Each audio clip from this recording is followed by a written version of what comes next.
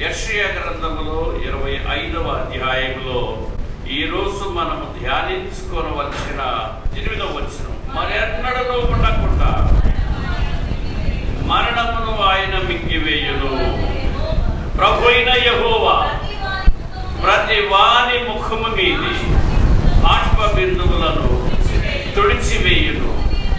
భూమి మీద నుండి తన జనుల నిందను తీసివేయును. ఇలాగున జరుగునని యెహోవా సెలవిచ్చి ఉన్నాడు. దేవుని స్తోత్రం. హల్లెలూయా. మరెన్నడూ ఉండకుండా మరణమును మింగివేయును. పునరుద్ధాన పండుగ అనగానే ప్రపంచానికి జ్ఞాపకం వచ్చే ముఖ్య అంశం ది రిజరెక్షన్ డే. యేసుక్రీస్తు ప్రభు ఆయన సర్వమానవుల పాప క్షమాపణ నిమిత్తమై దేవుని గొర్రె పిల్లగా ఈ లోకానికి వచ్చారు.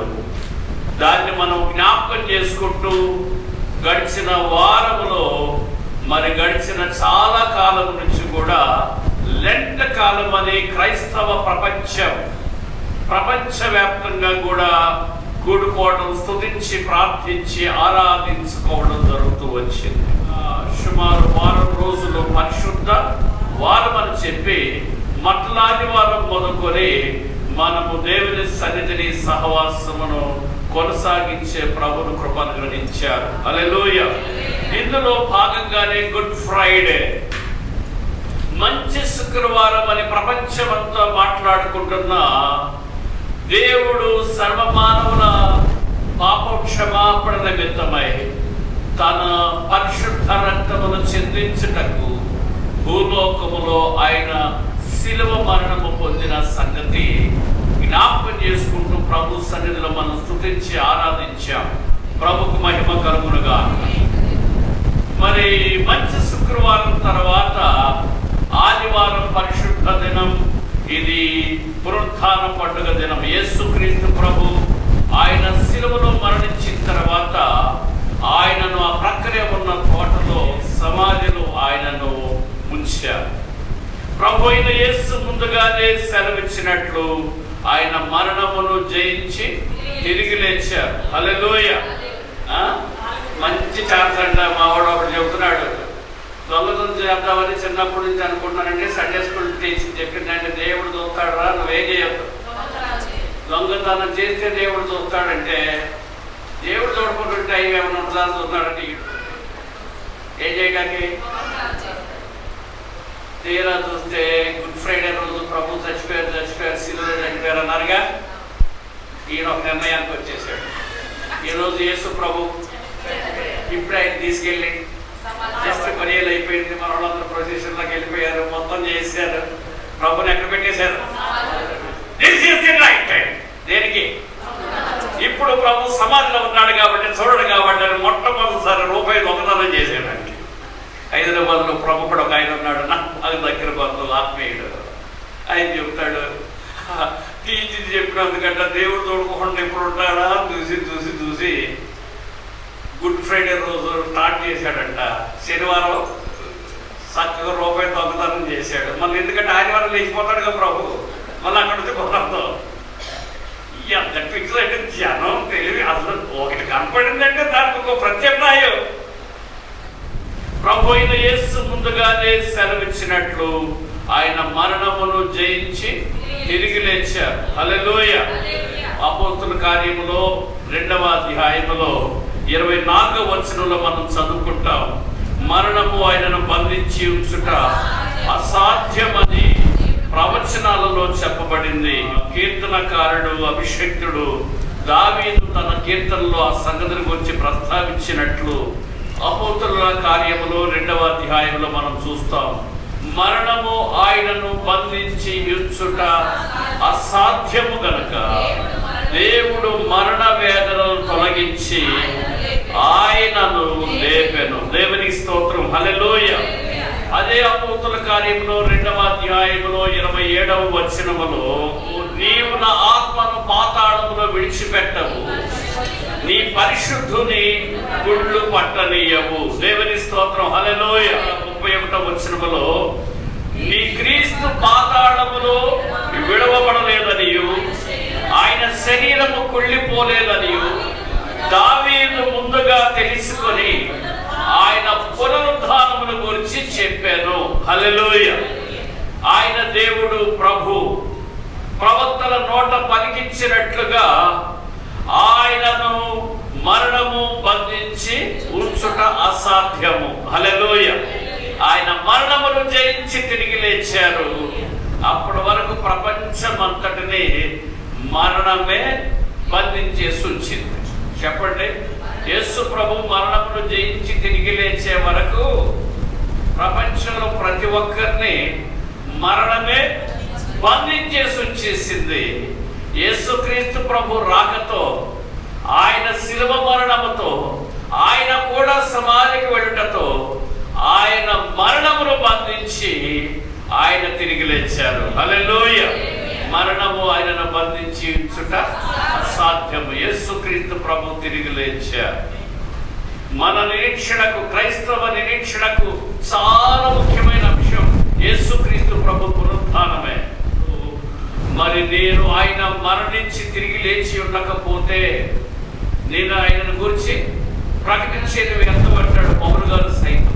ఒకవేళ ఆయన మరణించి తిరిగి లేచి ఉండకపోతే నేను ప్రకటించేదంతా వ్యర్థం అంటాడు. నీ నమ్మకం వ్యర్థం, నా నమ్మకం వ్యర్థం. ప్రపంచంలో ఎంతమంది ఆయన నమ్మినా వ్యర్థమే. కానీ వ్యర్థంగాని విశ్వాసం, నమ్మకం మనందరం కలిగి ఉన్నాం. మన అతిశయం ఏంటంటే మేము ఏదైతే నమ్మేమో మా నమ్మకమును మా ప్రభువుని యేసు స్థిరపరిచారు. హల్లెలూయా. మా నమ్మకమును ఆయన ముద్రించారు. అవును అని మనకు అవమానం రాకూడనట్లు ప్రభు అయిన యేసు ఆయన సమాధిని జయించి, మరణమును జయించి తిరిగి లేచారు. దాని గురించి దావీదు చాలా, యెషయా గ్రంథం 25:8 మన పాఠాలను చదివినప్పుడు అందరూ చెప్పాలి ఈ మాట. మరెన్నడూ ఉండకుండా మరణమును ఆయన మింగివేయును. హల్లెలూయా. మరెన్నడూ ఉండకుండా మరణమును మింగేయడం అంటే పిల్లలకి అన్నం పెడతాం, ఆ నోట్లో పెట్టుకొని ఇలాగే ఉంటే ఎన్నిసార్లు అమ్మనాన్నలు మింగరా, ఏకంగా మింగటమే, నవలకల్లా. నవ్వినా నవలకపోయినా అటు తిన్నట్టు ఏంటి లెక్క. ఈ పిల్లలు కొట్టే నాటకం అంతా ఇంత కాదు. వీడు అంటాడంటే నాలుగు మీద నేను చూసుకోవాలి, ఈ పక్క బొక్కకి పక్కన పెడతాడు, నాలుగు కిందకి పెడతాడు. వాడికి మనకంటే బాగా ట్రిక్స్ తెచ్చిపోయింది ఇప్పుడు ఈ నవీన కాలంలో. మొన్న మా వాడిని అన్నంలో పెడుతున్నాడు, డాడీ పెడతా, అరే తిన్నరా, తిన్నావా, నోరు చూపించన్నా. నేను కూడా నోరు చూపిరా, తిన్నావా అన్న. క్లియర్గా నాలుగంతా చూపెట్టాడు బయటికి. ఎంత క్లియర్గా ఉందో మొత్తం మింగేసాడు అనుకున్నా. తీర చూస్తే ఇక్కడ కొంచెం లావు కనపడుతుంది ఈ పక్కన. ఏంటంటే ఈ పక్కన నెట్టేసాడు కాసేపులోనే. సంగతి ఏంటంటే వాడు మింగలేదు, మింగకపోయినా చెప్పండి, వాడు మింగిన తర్వాత ఈ ప్రక్క చూడు, ఈ ప్రక్క చూడు, నాలుగు కింద చూడు, ఎక్కడ చూడు, ఇక నీకు కనపడదు. అది బికాస్ మింగేశాడంటే ఇక లేదని అర్థం. హల్లెలూయా.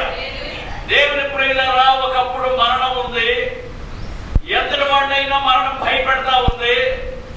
మరణం అంటే ఉడికిపోతున్నారు. మరణం ఎంత బలమైందో రాస్తాడు పరమగీతంలో. మనం చదువుకుంటాం కదా, 8వ అధ్యాయం 6వ వచనంలో పరమగీతంలో ఈ మాట రాస్తుంది కదా, ప్రేమ మరణం అంతా ఎంత బలమైందంటే, పోలికి చెప్పేటప్పుడు మరణం అంతా అంటే చాలా బలమైంది మరణం. మనందరికీ తెలుసు, ప్రపంచం అంతటి ఒడిగించేశాడు అలెగ్జాండర్ ది గ్రేట్. ఆయన వస్తున్నానంటే ఒడికేసేవాడంట. ఎవరు కబురు చేసినా సరే, యుద్ధానికి వస్తున్నానంటే భయపడి ఒడికి, బాబు మీరు రావటం, యుద్ధం చేయటం, రక్తపాటం, చాలా నష్టం, జన నష్టం, ప్రాణ నష్టం, మా దేశం అంతా నాశనం అయిపోయిన తర్వాత నువ్వు హస్తగతం చేసుకుంటావు మాకు తెలుసు. దానికంటే కూడా యాస్టీస్గా తీసుకొని రాజులు, సామ్రాజ్యాలు అప్పచెప్పేసేవాళ్ళు. వాళ్ళ మరణానికి భయపడి ఎవరు? అలెగ్జాండర్. ఆ టైంలోనే మన భారతదేశం మీద కూడా రావడానికి సిద్ధమయ్యాడు. మన పురుషోత్తమరాజు అప్పుడు పరిపాలన చేస్తుంటే నేను మీ దేశానికి దండయాత్రకు వచ్చేస్తున్నాను అంటే అందరిలాగానే ఈయన కూడా ఇచ్చేస్తాడు అనుకున్నాడే పాపం. కానీ మన రాజు అప్పటి పురుషోత్తమరాజు అలా అనలేదంట. రాజు చూసుకుందాం అన్నాడు. రా అంటే ఏ దేశం ఎగినా ఎందుకు ఆలినా పొగడరా నీ తల్లి. చిన్నప్పుడు చదువుకున్నాం కదా, పొగుడుకోవడానికి ఎన్ని ఉన్నాయంటే అందరు కాంప్రమైజ్ అవుతారు కానీ మన ఇండియా వాళ్ళే కాంప్రమైజ్ అవ్వరు మొత్తానికి. తనా అనుకున్నాడంట అలెగ్జాండర్. వచ్చేసాడు ఇండియా మీదకి, యుద్ధం చేసాడు.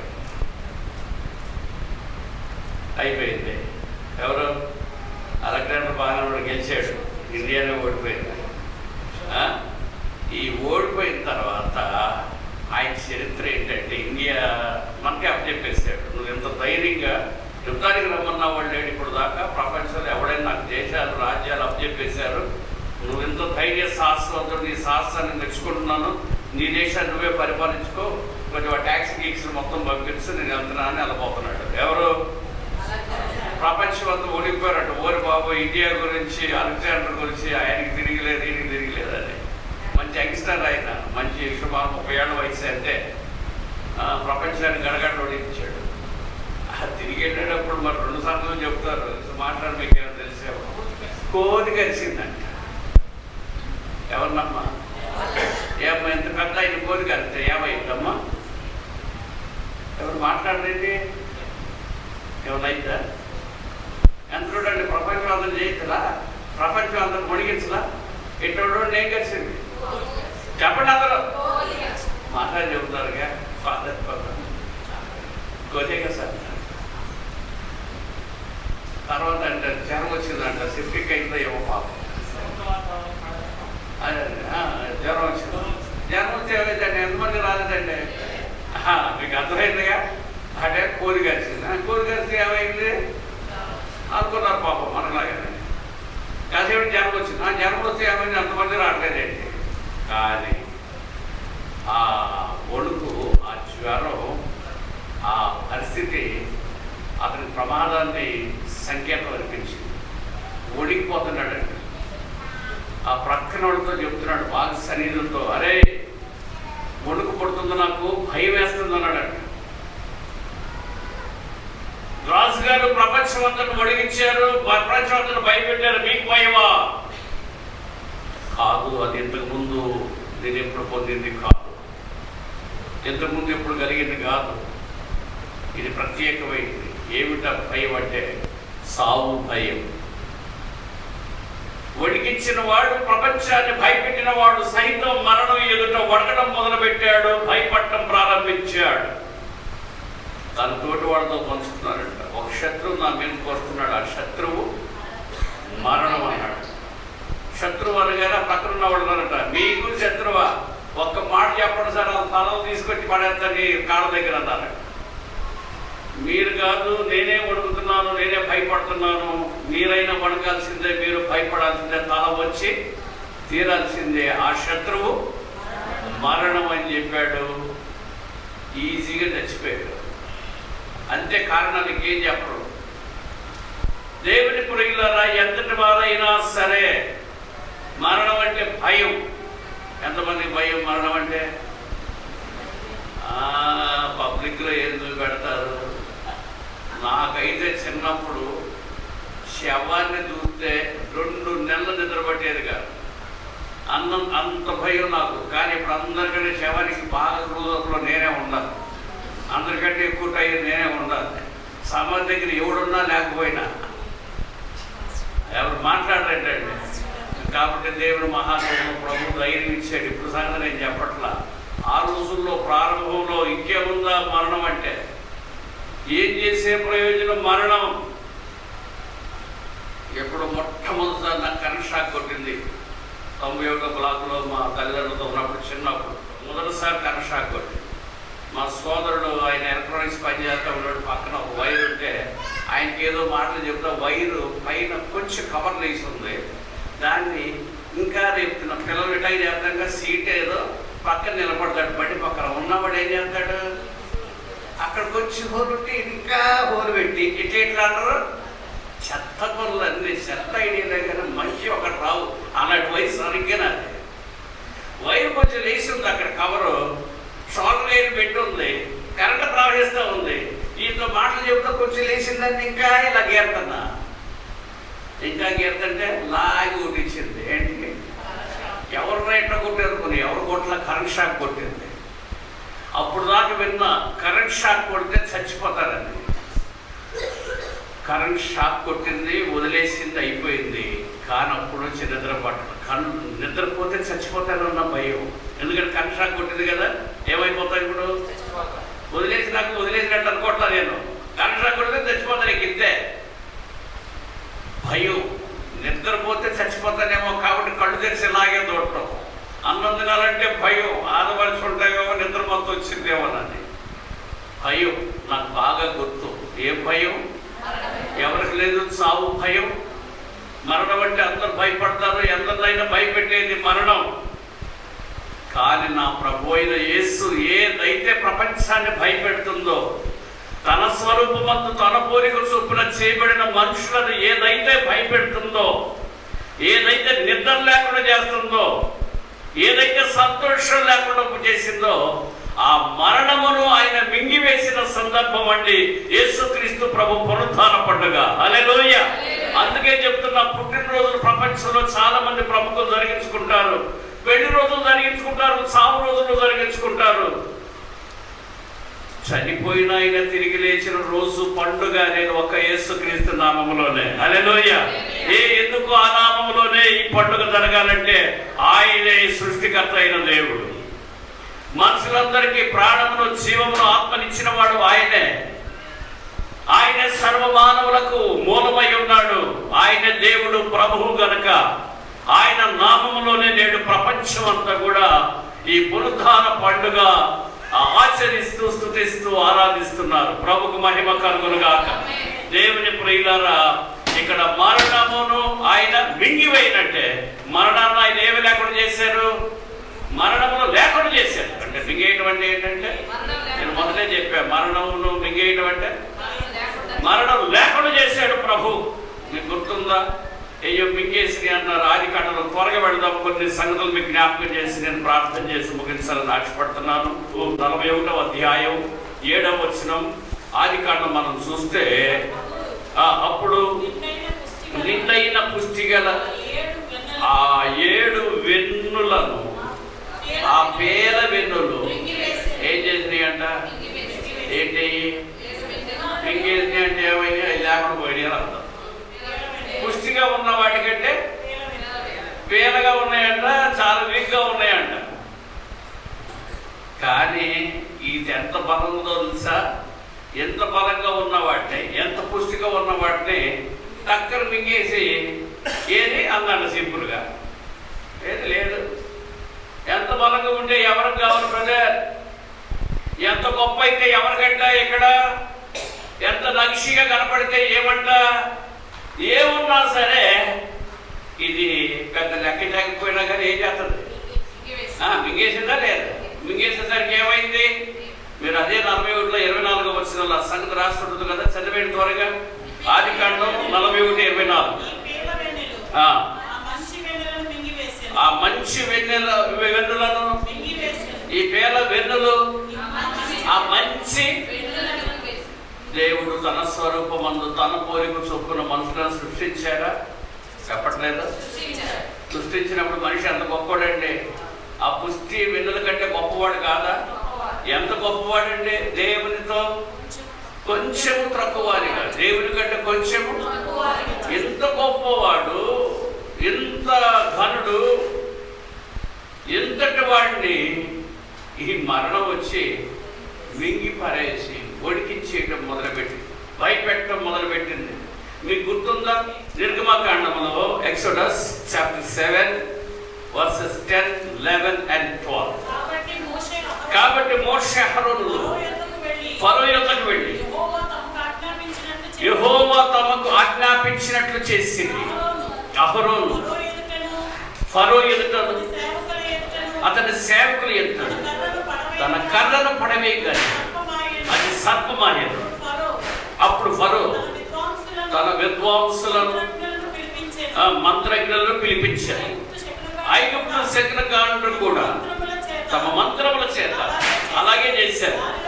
వారిలో ప్రతివాడు తన కర్రను పడవేసినప్పుడు సర్పమాయను గాని అహరోను కర్ర వారి కర్రలను, చెప్పండి, అహరోను కర్ర వారి కర్రలను.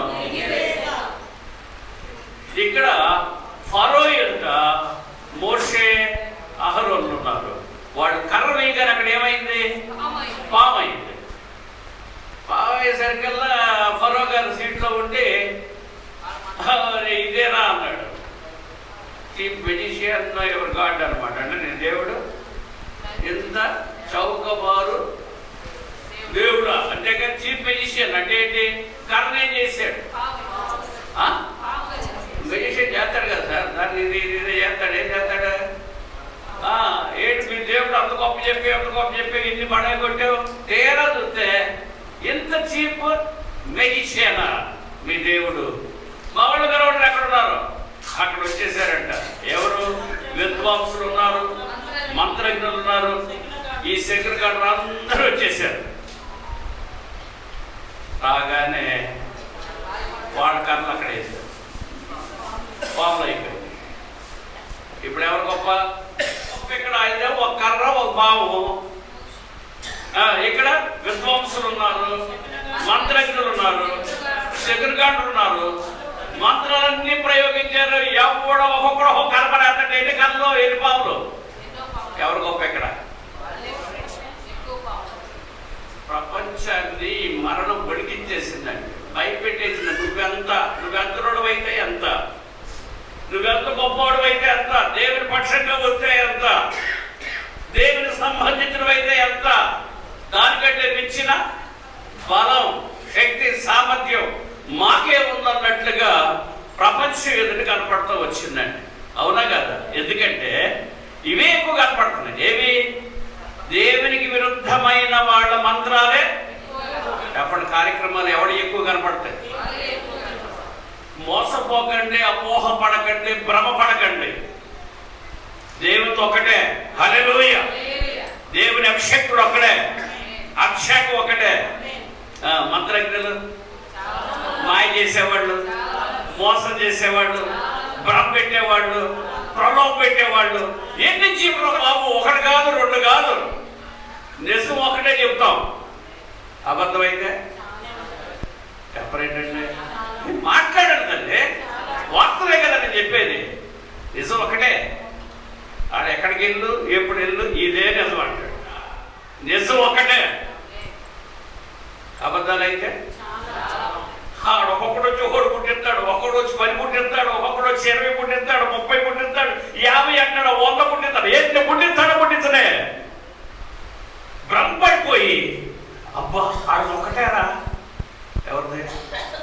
నేను చెప్పేది మోషే గురించి బ్రదర్. ఏంటి వాడికే ఒకటే. మనోళ్ళు అయితే చూసారు ఎంతమందో. మంత్రజ్ఞులారా మోసపోకండి, టెంపరీ మాత్రమే. ఐగుప్తు విద్వాంసులారా, ఇంకా శకునగాండ్రులారా, మీ చిమ్మిక్కులో ఎంతసేపు చాలా కనపడతాయి. జనాలందరూ మోసపోయి ప్రలోభపడిపోయి మొత్తం పులో మన ఎంటబడిదని చేసేస్తాయి. అయిందా కాసేపు? విర్రమిగుతున్నాడు విలన్. ఎవడాడు? ఫరో సంగతి బ్రదర్ నేను చెప్పేది. ఫరో ఆహాహా మాకు ఎంత మెజార్టీ చూడండి, ఎంతమందో, ఆహా మేము ఎంతమంది, మా కార్యక్రమాలు చూడండి. ఆహాహాహా అందరు నవ్వుతా ఏడు చేస్తుంటే, ఏంట్రా దేవుడు, వీడు దేవుడే దేవుడు అన్నారు, వీడు దేవుడి తరఫున వచ్చారు, దేవుడి తరఫు సేవ అన్నారు, దేవుడి తరఫు చేశారన్నారు. పాపం ఏం చేయలేదు, పాపం నరం చూస్తున్నారు. ఈలోపు అందరు నవ్వుతూ ఉంటే, హేళన చేస్తుంటే, వాళ్ళ మధ్యలో నుండి అహరోను చేతికర్రగా పాముగా మారిందే, అది వారి కర్రలను ఉన్నాయా? చెప్పండి. ఆడి బతుకు బతుకులో మంత్రం చేయడానికి లేకుండా పోయింది. ప్రభు చేస్తే అలా కొడతాడంటే దెబ్బ, మనం మళ్ళా ఛాన్స్ ఇస్తాం. ఆయన కొట్టాడంటే చెప్పరేంటి? విషయం ఏంటంటే దుష్టుడికి దేవునికి విరుద్ధమైన విద్వాంసులు, మంత్రజ్ఞులు, శక్రకాండ్రు టెంపరీగా విజయం ఆడతాడండి. మెజారిటీ కూడా ఆడదే. ఆడుకున్నాను కన్నకి ఎవడుకుంటాయి కదా, ఆడికి వచ్చిన అబద్ధాలకి ఎవడుకొని వస్తాయంటే, ఆడు చేసినంత మోసం ఎవరైనా చేయగలరంటే, సాతానుడు వాళ్ళని ప్రేరేపించి సిద్ధం చేసుకుంటే ఆడందరూ అటాక్ చేసుకుంటూ వచ్చారు. కానీ ఒకే ఒక్క కర్ర, అహరోను చేతి కర్ర, ఆ కర్రలన్నిటినీ మింగేసిందంటే అందరూ చెప్పండి. మింగేయడం అంటే అర్థం చెప్తున్నా అంతే. నేను మింగేయడం అంటే ఉన్నాయా? ఆడి బతుకులో కర్రే పోయింది, ఇంకేం చేస్తాడండి? మీకు ఆ లైఫ్ రోజు విషయం ఏంటంటే కర్రే పోయింది కాబట్టి, కర్ర ఉంటే ఒకసారి చేస్తాడు, మళ్ళీ కర్ర తీసుకున్నాడు, మళ్ళీ ఇది చేస్తాడు. కర్ర లేకుండా పోతా ఒకడికి ప్రభు ఇచ్చే ఫినిషింగ్ టచ్ అలాగే ఉంటుంది. ఏం టచ్ అది? టచ్ చేసినాడంతే, జస్ట్ టచ్. ముట్టుకుంటే సస్తా, బతుకు పాడైపోతుంది, ఇంకేం మిగలదు. అదే జరిగిందండి. మింగివేశాను అంటే ఆయన నామమునకు మహిమ ఆరోపించబడింది. హల్లెలూయా. దేవుని ప్రజలకు గొప్ప విజయం వచ్చింది, గొప్ప గౌరవం వచ్చింది, గొప్ప ఘనత వచ్చింది. దేవుని ప్రజలను మింగివేయడానికి ఇది కూడా జ్ఞాపకం చేస్తున్నాను మీకు. ఒకసారి రండి, 16వ అధ్యాయం సంఖ్యాకాండం మొదటి వచనములో, లేవికి ముని మనవడును, కహాతుకు మనవడును, ఇస్తారు కుమారుడునకు కోరహు, రూబేనీయులను ఏలియాబు కుమారులైన దాతాను, అబీరాము ముగ్గురు చేరారా ఇక్కడ? ఎవరు మాట్లాడలేదు. ముగ్గురు ఒకడు ఉంటాడు రింగ్ లీడరు, అన్ని హెచ్లే, అబ్బే ఏం తగ్గేది లేదు. అన్ని ఇటేవో హిజ్బుల్లా, రెండోది హమాస్, హౌతీ. సరిపోయారా? ఎక్కడ చూడండి ఏంటది? మరి కోట అంటే మర్యాద కూడా అర్థం చేసుకుంటారు అనట్లేదు తప్ప విషయం అయితే ఏడు మీద రింగ్ లీడర్ ఒకడు ఉన్నాడు. ఇక్కడ ముగ్గురికి ఒకడు ఉన్నాడా? ఇలా చచ్చిపోతామా ఉదన్నట్టు మాట్లాడుకుంటే వాస్తవమే. సరిగ్గా ముగ్గురు లేపుతాడు. మారు మనసు ఉండదు, భక్తి ఉండదు, ఏ ఉండదు. ఆడిని రేపుతాడు సాతాను కట్టొచ్చి. ఆడికి ఇంకొకడు ఏం తాగిపోతాడో ఏడవుతాడు, నేను ఉన్నాను నీకెందుకు. ఏడికి ఇంకొక పనికి మానోడు తయారవుతాడు. మొత్తం అయ్యారా? ఏడు నడిపించేవాడు ఒకడు పైన, ఆడి సంగతి చూస్తాడు, ఈడి సంగతి చూస్తాడు, ఈడి సంగతి చూస్తాడు. వీళ్ళంట దైవజనుడికి విరోధంగా లేచారు. నేను చెప్పేది వాక్యమేనండి. 16వ అధ్యాయం చూడండి, సంఖ్యాకాండం 16వ అధ్యాయంలో మీరు చూస్తే వీరు చాలా మందిని ఏకం చేసుకుంది. 2వ వచనం, అదే అధ్యాయం 16వ అధ్యాయం 2వ వచనం. పేరు పొందిన సభికులను ఏంటంట ఇశ్రాయేలీల్లో పేరు పొందిన, అరే ముఖ్యులు ఎవరున్నారు చూడు, అన్నింటికి వెళ్ళి కలుద్దాం, బాధా గారి కొట్టి అబద్ధాలు ఎక్కించేద్దాం, మైండ్ తినేద్దాం, చెవులో ఇల్లు కట్టుకొని పోరు పెడదాం, పెట్టి పెట్టి పెట్టి పెట్టి ఎవడెవడు తిన్నారు వీళ్ళు? పేరు పొందిన సభికులు ఉన్నారు, సమాజ ప్రధానులు ఉన్నారు. ఎంతమంది? వెళ్ళి మొదటి నుంచి మీకు ఈ మాట వినపడతా ఉండదు. మోసం చేయబడిన 200 సైకిల్లోనే కనపడతారు. వీళ్ళంతా కరెక్ట్గా ఈ రకమే. చూసుకోండి ఎంత యాక్చువల్గా దేవుని వాక్యం ఉంటుందో. అప్పుడు లేదు, ఇప్పుడు లేదు. ఎప్పుడు ఈ సాతాను యొక్క నైసం పద్ధతి లోకంలో కొనసాగుతూనే ఉంది. 200 మంది సంతకాలు పెట్టారండి, 225 కండి, 250 కొట్టుకలాడుతూనే ఉంటాడు 200లో. వీళ్ళందరూ ఎవరికి విరోధంగా లేచారు? 3వ వచనం, మోషే అహరోనులకు విరోధముగా. చెప్పండి. మోషేకు అహరోనుకు ఇంకెవ్వరు దొరకలేదండి విరోధంగా లేవడానికి. అభిషక్తులు కావాల్సి వచ్చారంటే విరోధంగా లేవడానికి ఒక సంస్థకు విరోధముగా, సంఘములకు విరోధముగా, అభిషక్తులకు విరోధంగా రెవరెండ్ ఇశ్రాయేల్ గారు స్థాపించిన వాళ్ళు ఎంత అభిషేకంతో స్థాపించారండి. తాతయ్య గారు రెవరెండ్ వినయరత్నం గారి సేవలు పరిచర్యలు, దేవదత్తమయ్య గారు రెవరెండ్ దేవదత్తమయ్య గారి సేవలు పరిచర్యలు, వాళ్ళ అభిషేకంతో ఒక సంస్థ ఇమ్మోనియల్ బైబిల్ మిషన్ పరిచర్య మొదలు పెడితే అహరోనుకు విరోధముగా. చెప్పండి, సంఘం అంటే భయం లేదండి, భక్తి లేదండి. ఎంత అభిషిక్తమైందండి సంఘం అంటే. సంఘంతోనికి రావడానికి ఎంత భయపడాలండి. ఎవడోనంట అనాలోచనకి ఇలా పట్టుకున్నాడు. ఎవడు మనసు తీసుకొస్తున్నాడు. అంతకుముందు ఫిలిస్తీన్ చేతిలో ఉంది. దేవుడే కొన్నిసార్లు మనసు ఎవరికప్ప చెప్తాడు. మాకు అప్పచెప్పేసాడు దేవుడు అనుకుంటున్నారు. వాళ్ళందరూ ఫిలిస్తీన్కి కూడా అప్పచెప్పాడు ఆయన. మీకు అర్థమైందంటే ఏంటది? మనసు ఫిలిస్తీన్ చేతిలో లేదా? పెద్ద ఆశ్చర్యపోకండి. క్రైస్తవులు వెళ్ళి ఆ చేతులు ఇరుక్కుపోయారు, సంఘం వెళ్ళి అక్కడ ఇరుక్కుపోయింది. వీళ్ళంతా ఫిలిస్తీన్ రకాలకు కూడా దేవుడు అప్పచెప్తాడు. అవునా? సరే, దేవుడు అనుగ్రహించాడు కృప. తీసుకొని వస్తుంటే అది ఇలా వరగబోతుందంట. తెచ్చే ఈలోపు ఒకడు ఉచ్చారేవాడు చేయిదా తెచ్చేసాడు. అక్కడే స్పాట్ యాక్ట్. తొందరపడి దేవుడి విషయాల్లో జోక్యం చేసుకున్నారంటే చాలా ప్రమాదం అండి. ఒక అభిషక్తుల జోలికి రావటం కానీ, సంఘం జోలికి రావటం కానీ, అభిషిక్తమైన వాటి జోలికి అనాలోచనగా ఎవరు ఉండొద్దు. కేర్ఫుల్, ఆడు మంచి ఉండొద్దు. మరి ఇప్పుడు ముట్టుకుంటున్నారు కదా సార్, ఎవడు పడితే ఆడెళ్ళి పట్టేసుకుంటున్నారు, ముట్టేసుకుంటున్నారు, బతికే ఉన్నారు అనుకోమాకండి. సాగు వెంటనే రాదు. ఇది కృపాకాలం. హల్లెలూయా. ప్రభు ప్రేమిస్తానే ఉంటారు, కృప చూపుతూనే ఉంటారు. మనం కూడా ప్రార్థన చేస్తానే ఉంటాం. చేయట్లేదా? ఏమంటే చచ్చిపోవాలని ప్రార్థన చేస్తే ఒక్కడు బతికున్నాడు. దేవుడు ఒకరికప్పుడు ఎన్ని కోసం భూమి మీద ఎవడు బతికున్నాడు? అందరూ బలహీనలే. ప్రభు కృప, హల్లెలూయా. ప్రభు కనికరం అది వెంటాడుతూ ఉంది. ఇప్పటికైనా మారు మనసు పొందుతారు.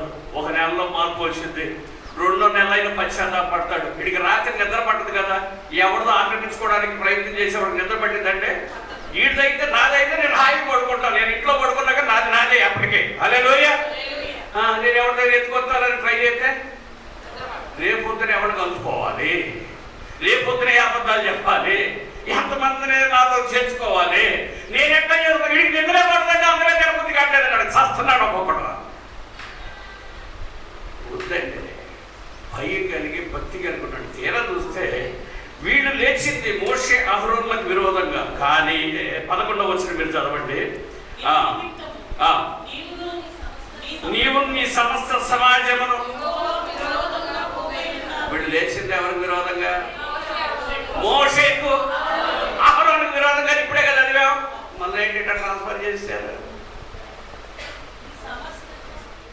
అనాలోచనగా, దేవుడు అంటే తెలియక, వాక్యం తెలియక మోషేకు అహరోనుకు విరోధంగా, సమస్తకు విరోధం అండి, సేవకుడికి విరోధంగా అనుకున్నాను. అదండి, ఇలాంటి వాళ్ళంట యెహోవాకు విరోధంగా పోగయ్యారు. నీకు తెలుసా నువ్వు యెహోవాకు విరోధంగా పోగయ్యావు?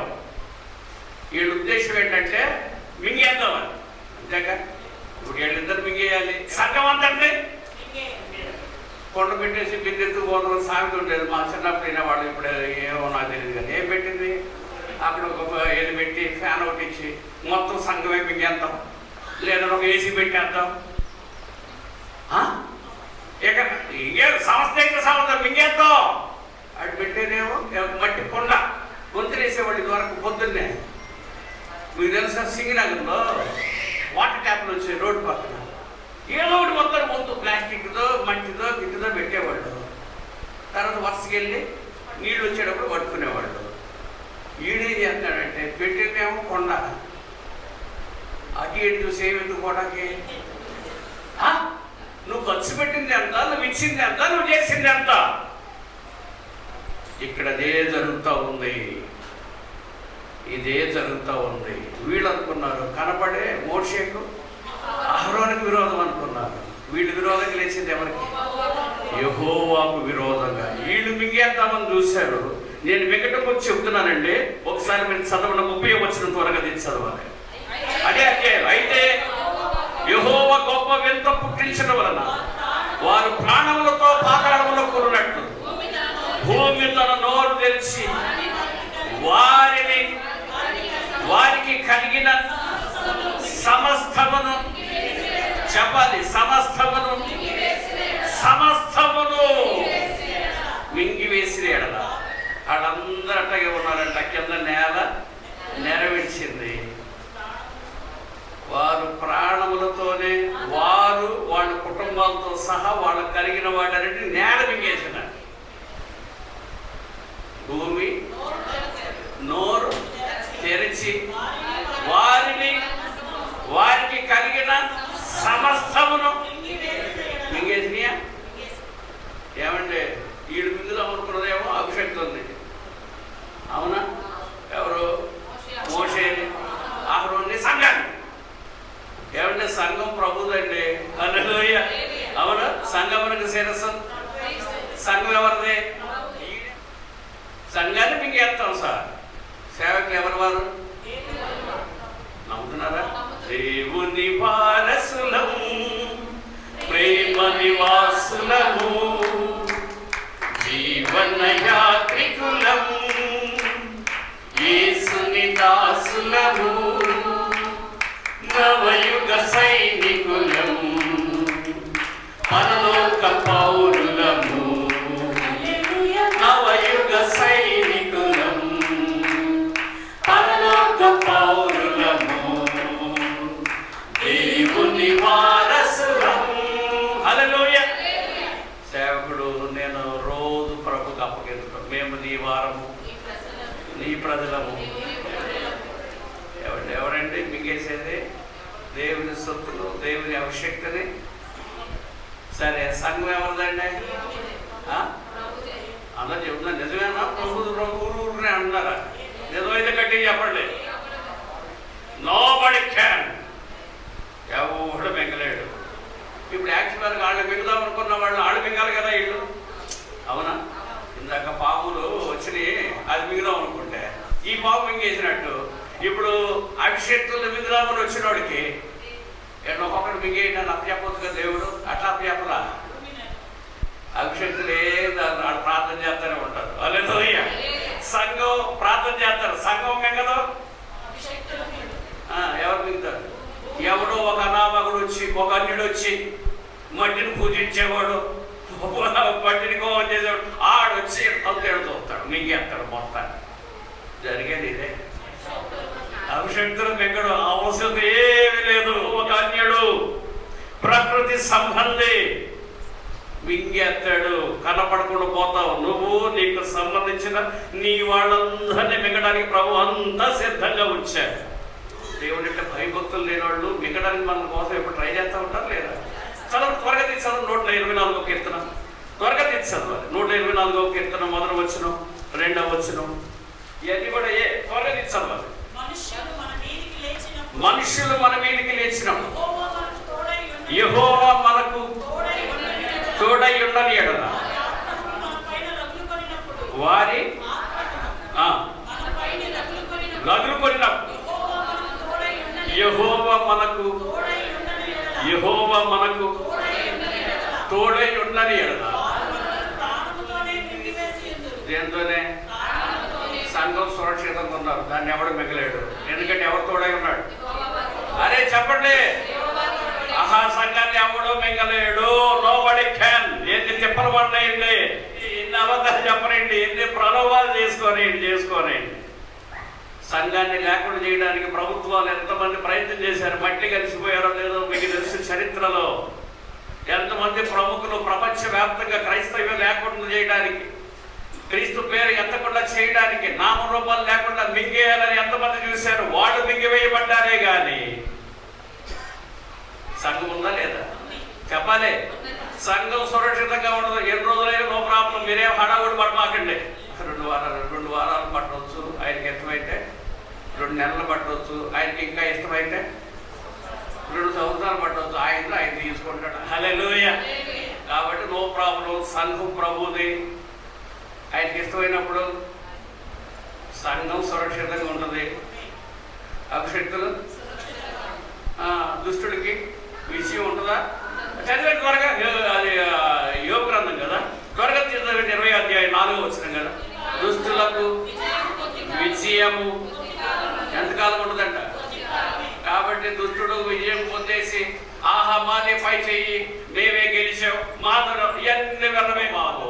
వాక్యంలో రాసి ఉంది. దుష్టులకు ఎంతకాలం ఉండను. నీకు దేవుడు వారాలు ఇచ్చాడో నెలలు ఇచ్చాడో అది ఎంతైనా కొద్ది కాలము మాత్రమే. సెక్రటరీ టైం ఎంతసేపు ఉంది చెప్పాలి. ఎంత దగ్గర బట్టి ఆటంతా ఆనందపడ్డారు. ఒక్కసారి వచ్చి మోషే కర్ర, అదే అహరోను, ఒక్కసారి మీకు కనపడకూడదు పోలా. ఏంటండి వాక్యమేనండి. మీరేం హడవుడు పడద్దు. వాక్యంలో ఉన్నాయి, జరుగుతూ ఉంటాయి ఆయన చిత్తానుసారంగా. సంఘం విషయంలో, సేవకుల విషయంలో. అదే 79వ కీర్తన 1, 2 వచ్చినాలు లేవా? 1 వచ్చింది. అది అన్ని జనులు నీ స్వాస్థ్యములోనికి జ్వరబడి ఉన్నారు, వారు నీ పరిశుద్ధాలయమును అపవిత్రపరిచి ఉన్నారు, యెరూషలేమును పాడుదిబ్బగా చేసి ఉన్నారు. 7వ వచనం, వారు యాకోబు సంతతిని చూశారు. ఒక్కడు కనపడేప్పుడు చేసాం సంస్థలో. యాకోబు సంతతి అయిన అందరూ. హల్లెలూయా. ఇశ్రాయేలు గారి స్థాపన, ఇమ్మానుయేల్ బైబిల్ మిషన్. హల్లెలూయా. ఎవరు మీకు నోబడి క్యాన్. చెరగొట్టడానికి దేవా అన్ని జనులు నీ స్వార్థలోనికి దొరబడ్డారు. ప్రభు అనుమతి ఇచ్చారు. ఎందుకు ఇచ్చారో అందరూ బుద్ధి తెచ్చుకోవడానికి, ప్రక్షాళించుకోవడానికి మంచి టైం అంతే. హల్లెలూయా. నీ స్వాస్థ్యంలోనికి దొరబడ్డారు. పరిశుద్ధ ఆలయమును ఎవడు పడితే వాడు అపవిత్రులందరూ చేరి పెత్తనాలు చేస్తాడు. అపవిత్రం చేయడం కాదండి. ఆలోచించండి, కొంచెం విజ్ఞత కలిగి ఆలోచించండి. వాడులో ఎవడైనా అభిషేకుడు ఉన్నాడా? భయం ఉన్నవాడు ఉన్నాడా? భక్తి ఉన్నవాడు ఉన్నాడా? ప్రభు యొక్క కృప పొందిన వాళ్ళు ఎవరైనా ఉన్నారా? వాళ్ళ బ్రతుకులు ఎంత దౌర్భాగ్యం. ఇలాంటి వాళ్ళ చేతుల్లోకి సంఘాలు, సేవకులు వెళ్ళినట్లుగా కనపడవచ్చు. వారు యెరూషలేమును పాడుదిబ్బగా చేశారు. కానీ ప్రభు ఏం చేశారంటే అలాంటి రకం అంతటికి నేలకు అప్పచెప్పారు. చెప్పండి, దేనికి? మరణానికి అప్పచెప్పితే మరణం మింగేసింది. ఏమైపోయాడు లేకుండా. ఇప్పుడు ఏం చేశారంటే, ఇది ఎప్పటి నుంచో జరుగుతూ ఉంది. ఇప్పుడు పునరుత్థాన పండుగ సందర్భంగా ప్రభువు మింగివేశాను. హల్లెలూయా. మరణమును ఆయన మింగివేశారు. మరణమును లేకుండా చేశాడు మన ప్రభు. ఆయనకు మహిమ కలుగును గాక. ఒకసారి చదివండి హెబ్రీ పత్రికలో 2వ అధ్యాయంలో 14వ వచనం నుంచి మనం చదివితే, హెబ్రీ పత్రిక 2:14 నుంచి, కాబట్టి ఆ పిల్లలు రక్త మాంసములు గలవారైనందున ఆ ప్రకారమే మరణం యొక్క బలము గలవారిని, అనగా అపవాదిని మరణము ద్వారా చెప్పాలి. మరణము ద్వారా దేని ద్వారా నశింపజేయాలి? అందుకని యేసు ప్రభు ఏం చేశారంటే, ఆయన దేవుడు, హల్లెలూయా, పరిశుద్ధుడు. అవునా? ఆయన 1వ అధ్యాయం మనం ప్రకటన గ్రంథంలో 18వ వచనంలో మృతుడనైతిని గాని ఇదిగో యుగ యుగములు మరణం యొక్కయు పాతాళం యొక్కయు నా చేతిలో ఉన్నాయి, పెట్టడానికి అధికారం ఉంది, తీసుకోవడానికి అధికారం ఉందని చెప్పారా లేదా? ఇప్పుడు ఆయన ఏం చేశారంటే మరణం వరకు దిగెళ్ళారు. మరణాన్ని జయించడానికి ఆయన మరణించి శిలువలో తన పరిశుద్ధ రక్తముతో మనల్ని విమోచించి, మనము దేని గురించి అయితే భయపడుతున్నామో, పిల్లలు రక్త మాంసములు గలవారైనందున, చెప్పండి, రక్త మాంసములు అందరికీ భయమే. ఏమంటే చూసారా, ఏ భయం, మాకే భయం అన్నట్టు ఉంటాం అంతే. అలాంటి వెంటనే ఒడికిచ్చిందంటే ఇప్పుడు ఆ మరణ భయం లేకుండా ఎవరు చేశారు? చేశారా లేదా? మరణ భయం లేకుండా మన ప్రభు అయిన యేసు మనలను గొప్ప శక్తితో నింపడానికి, ప్రభావంతో నింపడానికి, ఏదైతే మనలను భయపెడుతుందో, ఏదైతే మనలను వణికిస్తుందో, దేని గురించి అయితే ప్రపంచమంతా వణుకుతుంది, చెప్తున్నారో ఆ మరణాన్ని ప్రభు లేకుండా చేశారు. ప్రకటన గ్రంథంలోకి వెళ్తే 20వ అధ్యాయంలో 6వ వచనం మీరు చదవండి. 26 ఈ మొదటి పునరుద్ధానంలో పాలుగల వారు ధన్యులు, పరిశుద్ధులై ఉంటారు. ఇంటి వారి మీద రెండవ మరణమున ఈ రెండవ మరణమే నరకం. మొదటి మరణం గురించి కాదు. మొదటి మరణం చనిపోయినా తిరిగి లేస్తాం. యోహాను సువార్త 11:25 పునరుద్ధానమును జీవమును నా యందు విశ్వాసం ఉంచేవాడు చనిపోయినా తిరిగి బ్రతుకును, బ్రతికి నా యందు విశ్వాసం ఉంచేవాడు మరన్నటికి. హల్లెలూయా. రాజు గారు చనిపోయారా? మనం బ్రతికారా లేదా? దేవుని స్తోత్రం. హల్లెలూయా. అది సమాధిలో సేవ. సమాధి దాకా వెళ్ళా యేసు ప్రభు నేను బ్రతికేస్తాను, ఆయన ఎంత విశ్వాసం ఉంచు. హల్లెలూయా. అంతకుముందు నాయని గవి దగ్గర 7వ అధ్యాయం లూకాసు వార్త ఇప్పుడు మీరు చదవక్కర్లా. అక్కడ ఒక విధవరాలి కుమార్తె చనిపోయి మోసుకుపోబడుతుంటే ప్రభు అయిన యేసు వెళ్ళి పాడిని ముట్టి ఆ బిడ్డను బ్రతికించాడు. హల్లెలూయా. అది వీధిలో సేవ. నువ్వు వీధి పాలైనా సరే, నీ సమస్యలు వీధిలోకి ఎక్కేసినాయి, ఆర్థిక సమస్యలు వీధిలోకి ఎక్కేసినాయి, నీ యొక్క పరిస్థితి అంతా వీధికి ఎక్కేసింది, ఇక బతుకు లేదని నువ్వు అనుకుంటావు, కానీ బ్రతికించేవాడు యేసు ప్రభు. హల్లెలూయా. అరే ఇంత దాకా వచ్చినా మేమేం చేయలేము సార్ అంటారు కొంతసారి. కదండి ఇంట్లో అంటే ఎట్లా పడుతుంది చెప్పేవాడు అండి. ఇప్పుడు సమస్య ఎక్కడ దాకా వెళ్ళింది. అంతకుముందు ఇంటి సేవ కూడా ఉందిగా. ఎవరు? యాయీరు కుమార్తె చనిపోయినప్పుడు ఎక్కడుంది? ఇంట్లోనే. ఇంట్లో ఉంటే యేసు ప్రభు వెళ్ళి బ్రతికించారు. హల్లెలూయా. నీ సమస్యలు, ఆర్థిక సమస్యలు, ఆరోగ్య సమస్యలు, ఆధ్యాత్మిక సమస్యలు ఇంటి వరకే పరిమితమైన నువ్వు భయపడక్కర్లేదు. మన ప్రభు మనం బ్రతికిస్తాడు. హల్లెలూయా. ఆయన మనం బ్రతికిస్తాడు. ఒకవేళ నీ సమస్యలు ఇల్లు దాటి బయటకు వచ్చేసినాయి, వీధిలోకి వచ్చేసినాయి, ఊరంతా వచ్చేసినాయి, ప్రపంచంలో వెళ్ళిపోయింది, గవిని దాకా వచ్చేసినాయి అంట, ఇంకా బతికి బయటపడలేవండి. ఇంతటితో బతుకులు అయిపోయింది. నిరాశ పడద్దు దేవుని పిల్లలారా. ఎక్కడ నిరాశ వద్దు. నీ సమస్యలు, ఆర్థిక సమస్యలు, ఆరోగ్య సమస్యలు, ఆధ్యాత్మిక సమస్యలు నిన్ను మించిపోయి, అందరిని మించిపోయి, దాటిపోయి అయితే అవలే, భయపడాల్సిన పని లేదు. ఆయన నాయన గవిని దగ్గర బ్రతికించారు. హల్లెలూయా. ఇప్పుడు మళ్ళా సమాధిలో పెట్టేశారు. ఇది ఎవరిని? లాజరుని. అరే మరి అదేలే, ఇంట్లో బతికితేనేమో సృహ కూలిపోయిందంటే పిల్లలు అయిందని మనోడు మార్చేస్తారు కూడా. అవునా? ఇంట్లోనే కదా. కాదు చచ్చిపోవడమా ఎవరన్నా? మా అమ్మాయి చచ్చిపోయి బ్రతికింది. హల్లెలూయా. కళ్ళారు చూసిన వాడు ఉన్నారు. నమ్మడు ఏం చెప్తాడు? ఏదో సృహ కోల్పోయాడు ఏదో బతికింది అంటారు. సరే పోనా, ఈడెవరు మధ్యాహ్నంలో చచ్చిపోయాడు లేచాడు కదా. ఎవరు? సపరేట్ అంటే నాయని కాబట్టి ఇంట్లో కనుక ఇప్పుడేమంటారు? ఇప్పుడు కాదు, చెవు దగ్గర వస్తారు. తెలియదా మీకు? గట్టిగా వస్తారు మొత్తానికి. చచ్చిపోయిన వాళ్ళ దగ్గరికి వెళ్ళి దాని వల్ల లేచి కూర్చుంటాడుగా. ఇక దాన్ని వేసేస్తారు. ఎక్కడ బతికితే అయిపోయింది. అది కూడా లేదు ఛాన్స్. సమాధి అయిపోయింది. ఎన్ని రోజులు అయిపోయింది? 3 రోజులే మొత్తానికి. 4 రోజులు రాదు. మంచోడు. దేవుని స్తోత్రం. హల్లెలూయా. ప్రభు సజీవుడు. హల్లెలూయా. నిన్న నేడు రేపు ఏకరీతిగా ఉన్నవాడు. మృతుడనైతిని కానీ యుగ యుగములు సజీవుడు మన ప్రభు. హల్లెలూయా. మనము కూడా యేసుక్రీస్తు నామమందు విశ్వాసం ఉంచితే చనిపోయినా తిరిగి బ్రతుకుతాం. బ్రతికి ఆయన యందు విశ్వాసం ఉంచేవాడు ఎప్పటికీ ఆయనతో కలిసి జీవించుతారు. కాబట్టి ధన్యులు. ఏంటంటే మీ గొప్పతనం ఏంటంటే? మీ అతిశయం, మీ ఆనందం ఏంటంటే?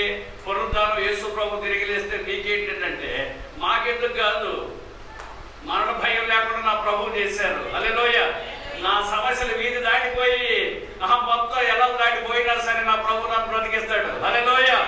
నాట్ ఓన్లీ దట్, నేను చనిపోయినా సరే నా ప్రభు సన్ని త్వరగా రాబోతున్నారు మధ్యాకాశానికి. వచ్చినప్పుడు తిరిగి లేచేది నేనే మొట్టమొదట.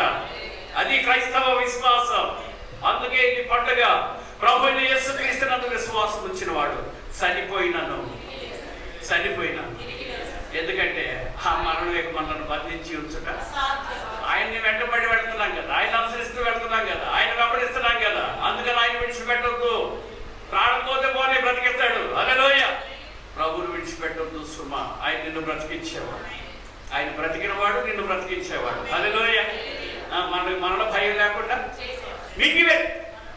మిగతా గురించి అప్పుడు అది కదా మన సందేశం. ఏంటి మింగేశాడా? ప్రభు మరణాన్ని మింగేశాడు. మనకేం భయం? మనం ఇప్పుడు ఎలా ఉండొచ్చు? పండగ కాదు, నిజమైతే నిలబడండి. మరి దేవా గొప్ప పండుగ మాకు ఇచ్చావయ్యా, మమ్మల్ని అందరినీ పండుగలో చేర్చావయ్యా. అనేక సమస్యలు మమ్మల్ని మింగివేయాలని, దుష్టులు మింగివేయడానికి చేస్తున్న ప్రయత్నాల్లో మమ్మల్ని బ్రతికించావు. సంఘమును, సేవకులను మృంగవలనని సంస్థలు, వ్యక్తులు, కుటుంబాలు, ప్రభుత్వాలు, ప్రజలు ప్రపంచవ్యాప్తంగా పనిచేస్తూ మింగేయాలని చూస్తుంటే ఒక్క నిమిషంలో ప్రభు తిరిగి వస్తారు. ఆయన వచ్చినప్పుడు మరణమును మొదటి రాకడలో మింగివేసిన ప్రభు తన ప్రజలకు ఎప్పటికీ మరణ భయం అనేది లేకున్నాడు. ఆయన బ్రతికించేవాడు, మనల్ని దీవించేవాడు, ఆశీర్వదించేవాడు. మనందరం కలిసి